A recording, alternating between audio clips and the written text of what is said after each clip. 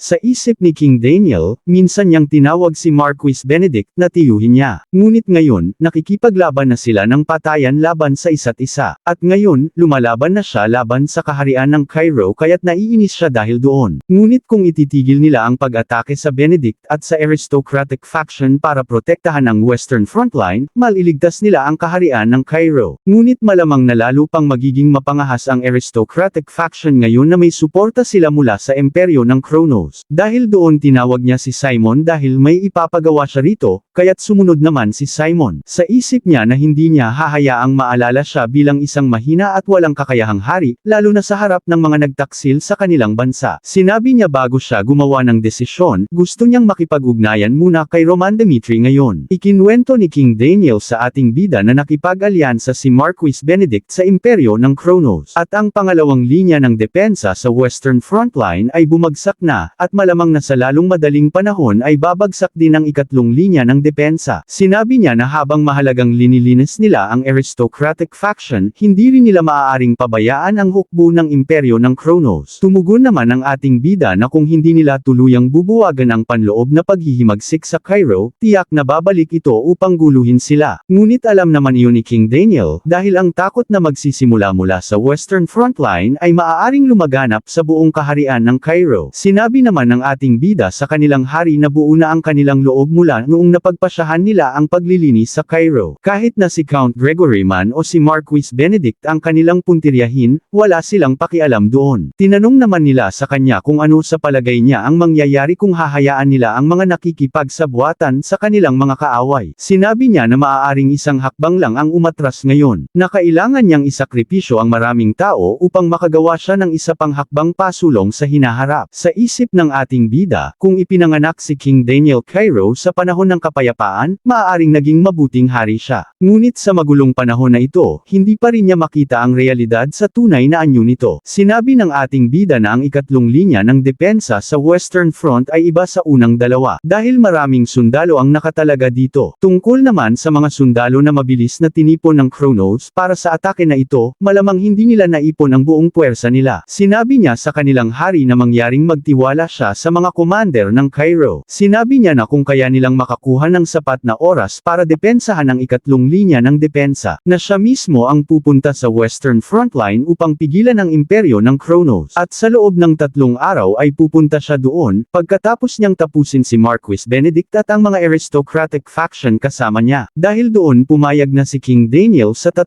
araw. Sinabi niya na siguruhin niyang mapapatay niya ang lahat ng mga traidor sa loob ng panahong iyon. Samantala sa ibang eksena, inilipat ni Roman ang kanyang mga sundalo sa gabi habang ang aristocratic faction ay naging kampante at hindi nagbabantay. Ngayon, hinaharangan nila ang ruta ng pag-atras papunta sa kastilyo ng Benedict. Naghintay sila hanggang umabot sa limitasyon ang magic defense ng pader ng kastilyo ng Benedict. Sinabi ng ating bida sa kanyang mga sundalo na ngayong naabot na ang limitasyon ng pader ng magic defense ng kanilang mga kalaban, sisimulan na nila ang huling atake nila bukas. Biglang nagpakita si Count Fabius sa ating bida kasama ang kanyang mga sundalo, at nakiusap siya na maging unang haharap sa labanan bukas. Sa isip niya sa kanyang nakikita, ang mga gantimpala at parusa ng ating bida ay laging naaayon sa nararapat. Siya ay naging bahagi ng aristocratic faction noon, ngunit tinanggihan niya ang kanilang mga utos na magtipon, at ngayon ay sumusunod na siya sa kanila. Nakiusap si Count Fabius sa ating bida na bigyan siya ng pagkakataong patunayan ang kanyang katapatan. Napangiti naman ang ating bida kay Count Fabius dahil may pagkakahawig siya sa isang tao mula sa kanyang nakaraang buhay. Ang Mad Demon ay kilala sa kanyang matinding kagustuhan na maging mas malakas. Ngunit sa kakaibang demonyo na naglalayong maging isa sa 4 Heavenly Kings, 3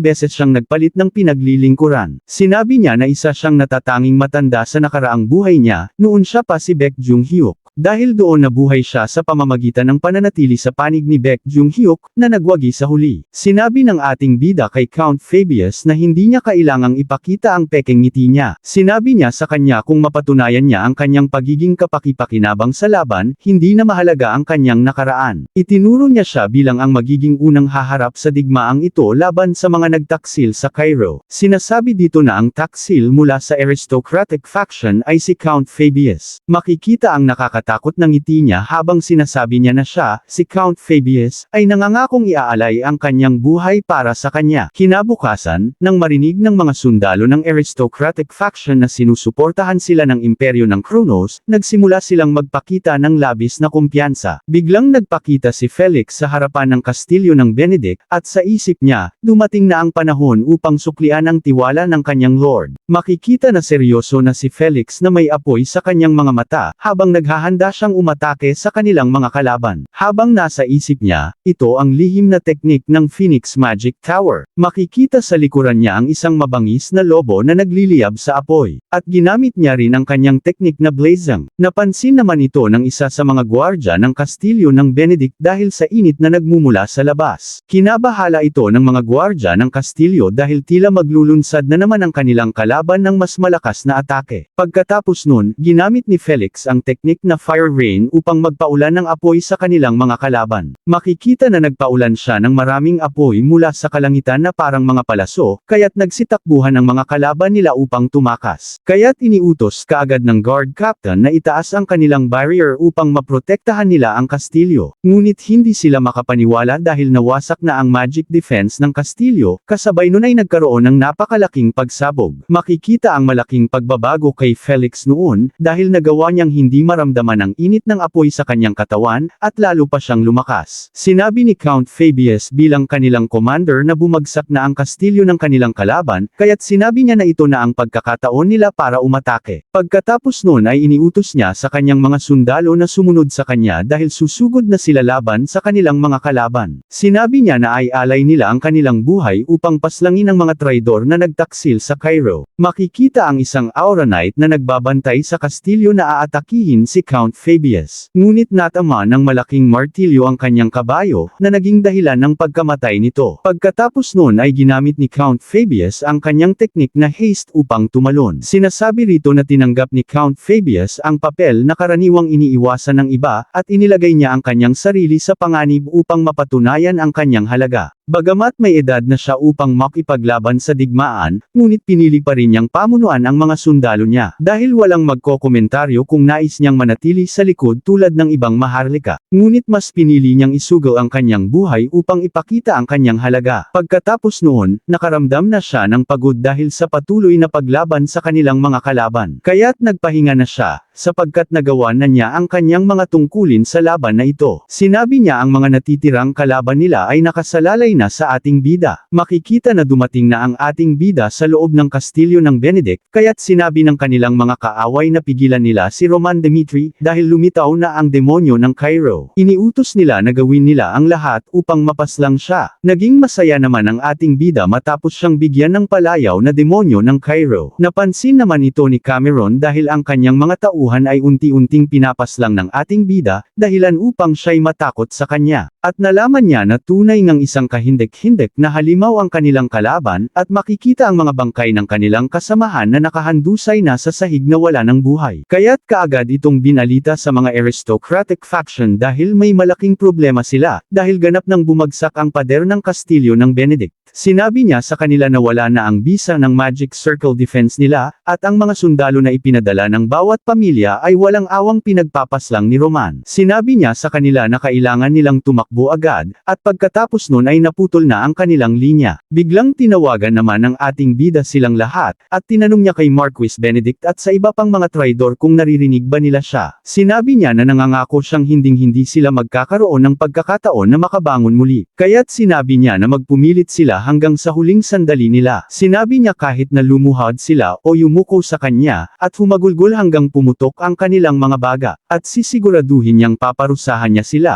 at ang tatlong henerasyon ng kanilang pamilya bilang mga taksil ng bansang ito. Sinabi ng ating bida sa kanila ng seryoso na maghintay lamang sila dyan, dahil magkikita sila sa lalong madaling panahon. Ilang dekada na ang nakalipas. Nag-uusap ang dating hari ng Cairo at si Marquis Benedict. Sinabi ng hari ng Cairo na hindi nila maaaring ilagay sa panganib ang mga karaniwang mamamayan nila dahil sa kanilang digmaan laban sa imperyo ng Kronos. Ngunit mukhang hindi pumapayag si Marquis Benedict sa kanilang hari. Sinabi ng hari sa kanya na maaari na siya nang umalis para sa araw na ito. Noon, ang hindi mapagpasyang hari ng Cairo ay hindi makapagdesisyon agad. At ang autoridad ng kanilang bansa ay mabilis na bumagsak habang ang puwersa ng maharlikang pamilya na sumusunod sa Kronos at Valhalla ay mabilis na lumalakas. Noong araw ng libing ng dating reyna ng Cairo na kapatid ni Marquis Benedict, pinag-uusapan ng mga tao kung ano ang dahilan ng pagkamatay ng kanilang reyna dahil sa isang namamanang sakit sa pamilyang Benedict. Sinabi nila na ito ang nangyari dahil sa kakulangan nila sa kasanayan sa medikal ng kanilang bansa. Habang umiiyak si Marquis Benedict, naririnig niya ang mga tao na nag-uusap kung may posibilidad bang mabuhay ang kanilang reyna kung nagamot siya ng mga makabagong teknolohiya ng dalawang imperyo. Nagtaka si Marquis Benedict kung tama ba para sa kaharian ng Cairo na magpatuloy sa ganitong direksyon. Kaya't nagprotesta si Marquis Benedict dahil hindi niya na kayang magtiwala sa maharlikang pamilya ng Cairo. Kaya't sinabi niya sa mga kasamahan niya na upang mapamunuan ang Cairo sa tamang direksyon, bubuo siya ng isang independent na grupo. Sinabi niya sa mga maharlika ng Cairo na sumunod sila sa kanya upang mabago nila ang kanilang bansa, at dahil doon ay nabuo ang aristocratic faction. Ngunit unti-unti, nagbago ang layunin ng grupong ito at nagsimulang pagnasaan ni Marquis Benedict ang trono ng Cairo. Samantala sa kasalukuyan, iniisip ni Marquis Benedict kung saan nga ba siya nagsimulang magkamali. Dahil si Roman Demetri ang sumira sa kanyang mga plano para sakupin ang Cairo at ginawang walang kabuluhan ang lahat ng ginawa niya. Sa isip niya naiinis siya dahil sa ganitong kalagayan nila, dahil kamatayan lamang ang naghihintay sa kanya. Kaya't sinabi niya sa mga kasamahan niya na kailangan nilang lumikas muna at humiram ng lakas mula sa imperyo ng Kronos upang baligtarin ang sitwasyon nila. Sinabi niya sa kanila na kumilos sila ng mabilis dahil kung mahuhuli sila ngayon, ito na ang katapusan ng aristocratic faction. Biglang napahinto muna si Marquis Benedict dahil sa gulat sa kanyang nakita sa harapan niya. Sinabi ng isang lalaki na huli na si Marquis Benedict para tumakas, at makikita ang isang bantay niya ay wala ng buhay. Makikita si Kevin na nakaupo sa pinagpatong-patong na bangkay ng kalaban nila. Sinabi niya na matagal na niyang hinihintay siya dito. Kaya't iniutos ni Marquis Benedict sa kanyang mga tauhan na atakihin nila si Kevin at tapusin siya kaagad. Dahil doon, sumugod ng buong lakas ang isang Aura Knight laban sa demonyo ng Demetri na si Kevin. Ngunit ang kanyang braso niya ay hiniwalang ni Kevin ng isang atake ng walang kahirap-hirap dahil sa lakas nito. Pagkatapos noon ay sinundan niya ang kanyang kasamahan at pinaslang niya ito bago pa siya unahan na atakihin. At ang isang knight ay hiniwa niya ang buong katawan ng kalaban niya kaya't hindi nakalaban ang knight ni Marquis Benedict sa kanya. Dahil doon, ang kawawang knight ay sumuka ng dugo dahil sa pinsala na ginawa ni Kevin sa kanya. Makikita ang nagsikalat na maraming dugo sa sahig dulot ng pagmasaker ni Kevin. Makikita ang isang knight na nagmamakaawa para sa kanyang buhay habang tinututukan siya ng patalim sa leeg, at makikita naman sa mukha ni Kevin ang pagkabaliw sa laban. Nakita ni Marquis Benedict na pinagpapaslang ni Kevin ang kanyang mga sundalo, kaya't kinatakutan niya ito. Dahil sa takot niya, tumakas siya at iniwan ang kanyang mga sundalo upang mailigtas ang kanyang sarili mula sa panganib. Habang mabilis siyang tumatakbo sa hallway upang takasan si Kevin dahil sa lakas nito, at hindi niya inaasahan na bigla niyang makakasalubong si Chris, kaya't tinanong siya ni Chris kung bakit siya nagmamadaling tumakas. At makikita na bigla siyang umatake ng lightning flash na direkta kay Marquis Benedict, at inaakala niya na iyon na ang katapusan niya. Ngunit isang sundalo niya ang tinamaan nito, kaya't nanatiling buhay si Marquis Benedict, na tila walang balak na tapusin siya kaagad. Makikita rin na ang natitirang sundalo niya ay pinagpapaslang ni Chris ng napakabilis na walang kalaban-laban sa kanya. Napansin naman ito kaagad ni Marquis Benedict dahil tumahimik ang paligid matapos tapusin ni Chris ang kanyang mga sundalo ng mabilis. Kaya't tumakbo ulit siya habang sumisigaw sa takot na mamatay siya dito, ngunit walang pakialam si Chris kahit na tumakas pa siya. Habang tumatakbo siya, iniisip niya na wala siyang pakialam kahit nakutsain nila siya kung gusto nila. Dahil determinado siyang mabubuhay sa impyernong ito kahit ano pa ang mangyari sa kanya, pagkatapos nun ay maghihiganti siya sa kanila. Bigla siyang napalingon sa maliit na kuweba at naisip niya na doon muna siya magtago upang hindi siya makita. At wala siyang pakialam sa kanyang dignidad kaya't siniksik niya ang kanyang katawan sa maliit na kuweba para makapagtago. At sa labas ng kanyang pinagtatagwan, may mga knights na naghahanap sa kanya at sinusuyod nila ang lugar kung saan-saan siya maaaring magtago. Sa isip ni Marquis Benedict, ang trono ng kaharian ng Cairo ay nasa harapan niya na mismo. Ngunit naging magulo ang lahat dahil sa batang iyon na si Roman. Kaya't naiinis siya sa kanya, at nangangako na pagbabayaran niya ang kahihiyan na ginawa sa kanya. At biglang may tumawag sa kanyang pangalan mula sa labas ng kuweba na pinagtatagwan niya. Sinabi niya na tapos na ang lahat para sa kanila. Iniisip naman ni Marquis Benedict kung si Viscount Owen ba ang kanyang naririnig. Tinanong ni Viscount Owen sa leader nila kung hindi ba niya nararamdaman na may mali habang tumatakas sila, na parang wala talagang paraan para makatakas sila mula sa simula. Kinakabahan naman si Marquis Benedict habang papalapit siya sa kanya, at iniisip niya kung hindi ba talaga niya alam kung nasaan siya. Nakiusap si Viscount Owen kay Marquis Benedict na lumabas na siya sa pinagtatagwan niya dahil gusto niya siyang makausap. Naiinis na siya kay Marquis Benedict, at tinanong niya sa kanya kung talagang akala niya na hindi niya malalaman na nagtatago siya dyan.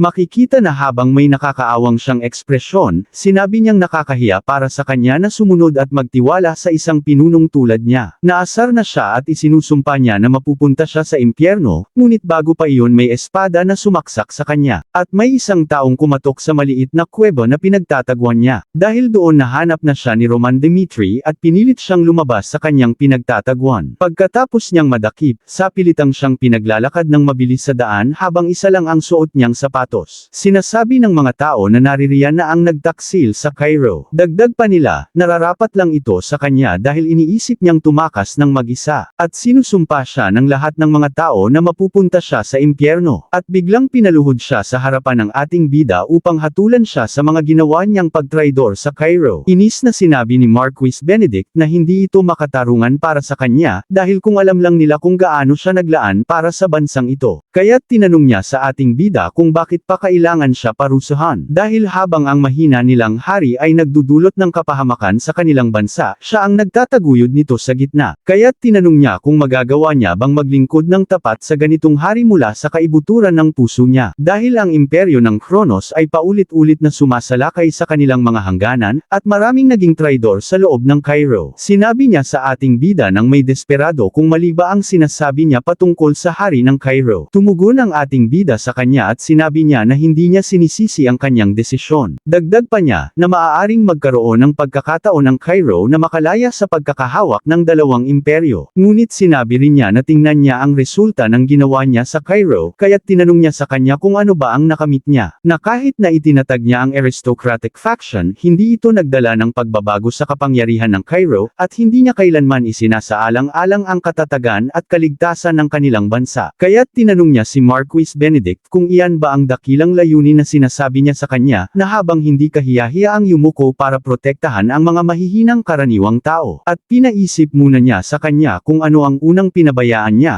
kung ang kanilang kaharian o kaya ang pagtataksil sa Cairo. Dahil doon, desperado si Marquis Benedict na humingi ng tawad sa ating bida, na sinasabing mula ngayon ay mamumuhay siya para lamang sa kapakanan ng imperial family ng Cairo at ng pamilyang Dimitri. Ngunit sinabi ng ating bida na huli na para pagsisihan ang mga ginawa niya sa Cairo. Sinasabi dito na ang isa sa mga dakila na may kapangyarihan sa Cairo na si Marquis Benedict, na minsan ay kilala bilang isa sa mga buhay na kapangyarihan ng Cairo, ay tuluyang tinapos na ng ating bida. Samantala sa ibang eksena, sa imperial family ng Cairo, binalita naman ito ng isang knight sa kanilang hari, na may dalang balita ng tagumpay. Sinabi niya na naibagsak na ni Roman Dimitri ang kastilyo ng Benedict. Sa isip ni King Daniel, nagawa ng ating bida tulad ng inaasahan niya. Ngunit hindi pa oras para magdiwang sila, dahil ang mga kilos ng imperyo ng Kronos ay mukhang hindi maganda. Kaya't iniutos niya na ipadala ang kanyang utos kay Roman Dimitri, na sinasabing siya ay tiyak na gagantimpalaan ng malaki para sa kanyang ambag sa digmaang ito. Sinabi niya na dapat siyang agad na magtungo sa Western Frontline dahil sa pagsalakay ng imperyo ng Kronos. Dahil mahalaga ang kanyang presensya roon upang tulungan ang mga sundalo nila sa depensa ng kanilang teritoryo. Samantala sa Western Frontline, ang ikatlong linya ng depensa ng Cairo, binigyan sila ng utos ng hari na kailangan nilang magtagal pa ng 3 araw. Dahil kapag natapos na ang sitwasyon ng rebelyon sa Cairo, ipapadala nila si Roman Dimitri sa Western Frontline, at sinabi nila na kailangan nilang magtiyaga pa sila ng kaunti. Sinabi ng commander nila na tama ang hula ni Flora. Sinasabi dito na siya lang ang tanging babae at kilala sa loob ng Western Frontline. Matapos makilala ni Flora si Roman, iniwan niya ang teritoryo ng Lawrence at pumasok siya sa Royal Academy. Simula noon, pinag-aaralan niya ang mga estratehiya at taktika sa digmaan at nagboluntaryo siyang maging advisor sa Western Frontline. At siya ang kauna-unahang babaeng naging advisor ng Cairo, at dahil ito ay hindi pangkaraniwan, maraming magkakaibang opinyon ang lumitaw. Gayunpaman, nagsimula ng kilalanin ng mga tao ang kanyang kakayahan dahil napatunayan niya ito sa mga labanan. Sinabi ng kasamahan nila sa lohikal na pananaw, imposibleng mangyari na matapos ang rebelyon kay Marquis Benedict sa loob ng 3 araw. Siya ang head advisor ng ikatlong linya ng depensa sa Western Frontline na si Baron Noel. Sinabi niya na dapat silang maghanda para sa darating na isang mahabang labanan. At sinabi niya na kahit matapos nila ang rebelyon at gamitin nila ang warp gate papunta rito, aabutin pa din sila ng 1 hanggang 2 araw bago sila makarating dito. Kaya't tinanong niya sa kanila kung paano magiging tama iyon. Sumang-ayon naman ang kanilang commander sa kanyang tauhan. Siya ang commander ng Western Frontline na si Count Vanderburg. Sinabi niya sa pinakamasamang sitwasyon, maaaring mabigo pa silang pigilan ang rebelyon. Ngunit hindi sang-ayon si Flora sa kanila patungkol sa ating bida dahil sila ay nagkakamali sa kanya. Sinabi niya ang 3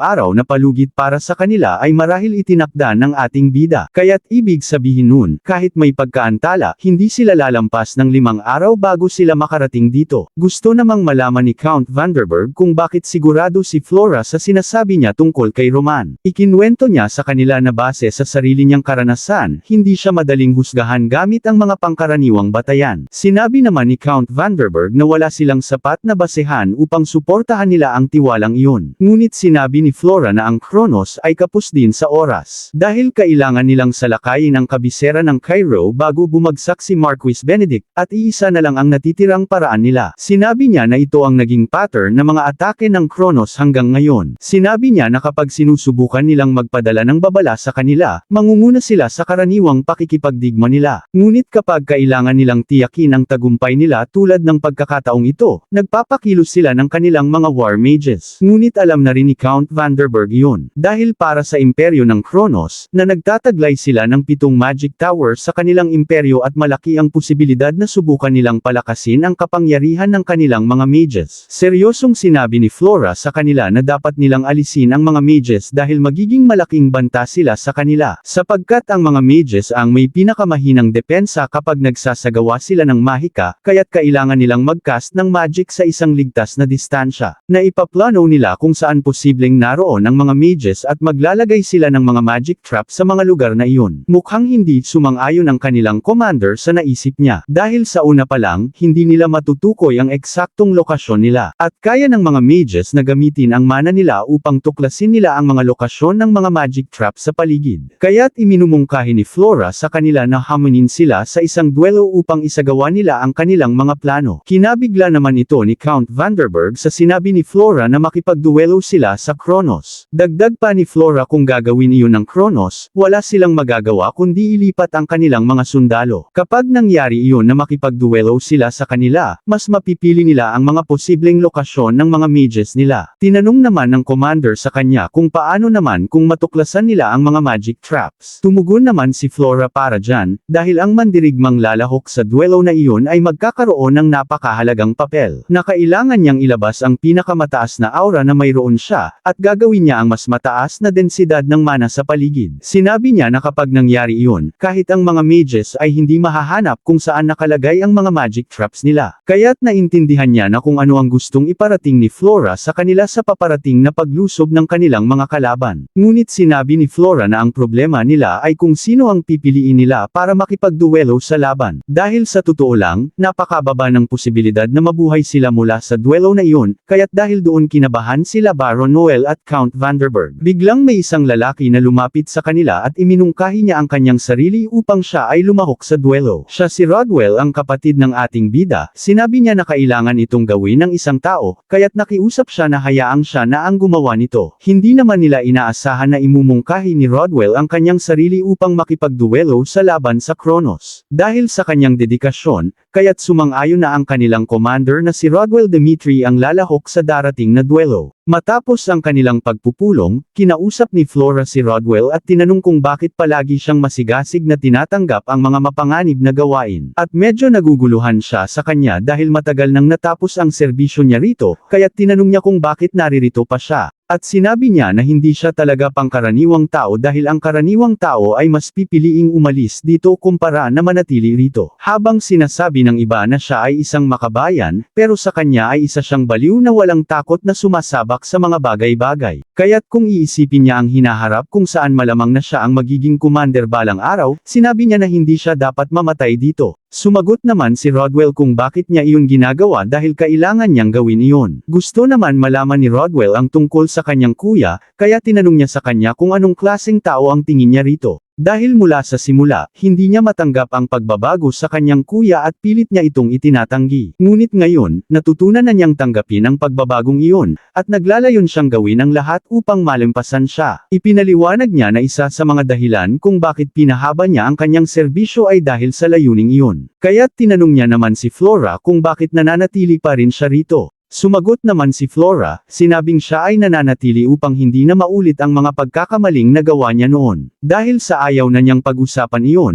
kaya't nakiusap siya na itigil na nila ang pag-uusap na ito. Ngayon na siya ay ang tinatanong, iyon ang nagbabalik sa kanya sa realidad. Sinabi niya sa anumang kaso, nakiusap siya na manalo siya, at sana mabuhay siya sa darating na duelo. Samantala, dumating na ang puwersa ng Kronos sa ikatlong linya ng depensa ng Cairo. Nagpakilala muna si Rodwell Dimitri, at sinabi niya mula siya sa kaharian ng Cairo at sinabi niyang hinahamon niya ang imperyo ng Kronos sa isang duelo. Sa isip ni Rodwell, maaaring mamatay siya ngayon, kaya't huminga siya ng malalim. Dahil ang mangyayari mula ngayon ang magpapas siya ng kanyang buhay o kamatayan. May isang walang kilay na lalaki na lumapit sa kanya upang makipagduelo, at nagpakilala siya na si Oxford mula sa Kronos. Siya ay isang 3-star aura swordsman na walang ranggo, hindi tulad sa kaharian ng Cairo, kung saan ang sinumang 3-star aura swordsman na mandirigma ay nagiging isang ranker. At ang pinakamababang ranggo sa imperyo ng Kronos ay hindi bababa sa 4-star aura swordsman. Makikita na nagsimula na silang makipagduelo, at tulad ng isang swordsman ng Kronos, siya ang nagdodomina sa laban nila. Naramdaman ni Rodwell ang lakas ng kalaban niya, na parang hinihila siya sa lakas ng kapangyarihan nito. Mayabang na sinabi ni Oxford na huwag siyang magmadali sa kanilang laban dahil hindi pa siya nagsasaya. Sinasabi dito na magkaiba